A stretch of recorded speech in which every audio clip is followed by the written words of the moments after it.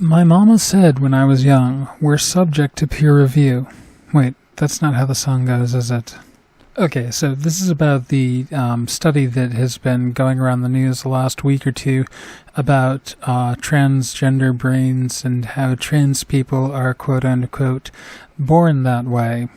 Hence the allusion to the Lady Gaga song, because everybody has made that reference and it's been beaten to death. We can stop now.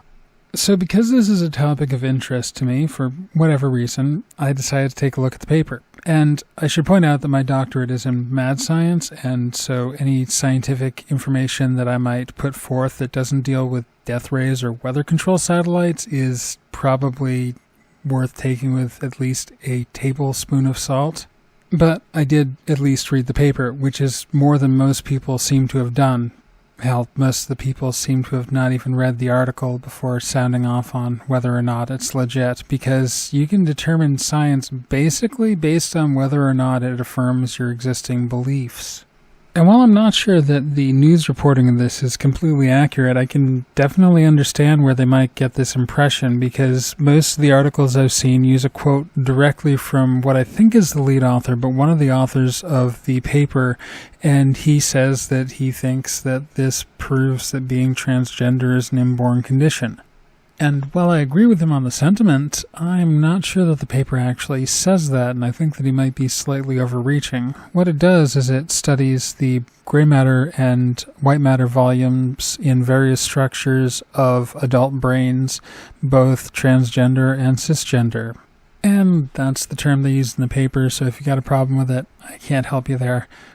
So the outcome is basically that trans women, both without hormone therapy and on hormone therapy, have noted structural differences in the brains as opposed to both cis males and cis females.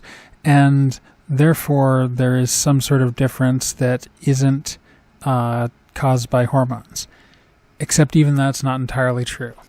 Basically, in addressing its own limitations, the paper points out that the study didn't control the amount of time that the trans women were on hormones, and it didn't account for menstrual cycle for cis women, and it also mentions that there is a frequent tendency of trans women to self-medicate, even if they're not specifically on cross-hormone therapy, as they put it. Also, since it's just checking the brain volume of various structures in adults, it's not really looking for an inborn trait as far as I can tell. It is just establishing whether it exists in adulthood and doesn't really cover whether or not this is a developed trait or not. And in fact, one of the limitations that it mentions is that this is the sort of thing you see in people who have issues with things like depression. In other words, because trans people so frequently suffer from issues like depression, this could literally be a developed trait, as is seen in people with depressive disorders otherwise, and might have absolutely nothing to do with being transgender other than the fact that society has a tendency to treat us like shit. And before I go on to my final ramble and try and wrap this all up, I do want to point out that I think this is going to become a problem, because I think that a bunch of transphobes, once they've actually come across this, and eventually they will, whether or not I mention it, I think that they're going to use this as an example of why we should be transphobic or anti-trans or whatever you want to call it, because they did the same thing with the American Society for Suicide Prevention and Williams Institute study that looked at suicide rates with trans people and ignored all the reasons that trans people commit suicide and just decided, oh hey, we're crazy.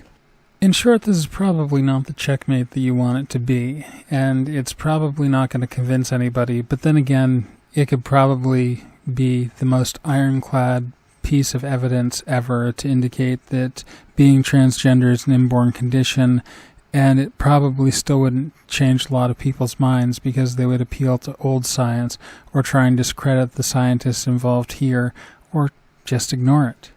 But that does bring me to my closing point, because I don't even understand this whole debate in the first place. I do not understand why people think that this is some sort of lifestyle choice, because all you really need to do is talk to trans people.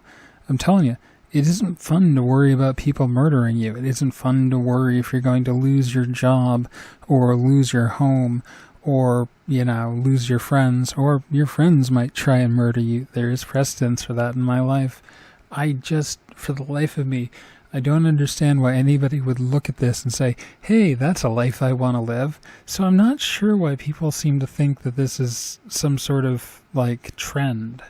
So, if somebody can look at the general hardship that most trans people experience that happens on a daily basis, the lives that we live, and still decide that this is just some sort of lifestyle choice, I'm not sure that there's anything you can really do to change their minds in the first place.